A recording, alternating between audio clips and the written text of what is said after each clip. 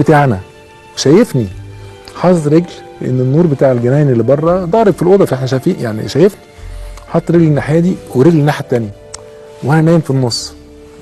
وبعدين مره واحده قعد يخبط زي طرزان كده برجليه وايديه.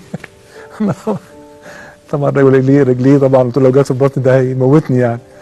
يا ابني انت في ايه؟ ما بيردش. وراح نازل نفس الحركه وقعد ونام. طبعا الواد يا كرامي ما فيش، رحت انا بقى بولع النور، رحت له لقيته يا عيني عرقان خالص، رحت زقه ايه يا كرامي؟ ايه يا ابني انت في ايه؟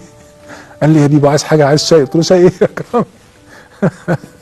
ايه اللي انت عملته ده؟ حكيت له بقى، طبعا ما كانش فاكر اي حاجه يعني. انا بقول القصه دي ليه يعني كده مع الوقت؟ لان كرامي فعلا من الناس اللي لغايه النهارده بحس بحب صادق فيه، بحس باخويه، لانه حتى اذا كنت مخطئ في حاجه، انه قريب جدا حتى اسريا مننا يعني، لو في غلط بيجي يقوله لي في وداني ويقول رايه ايه.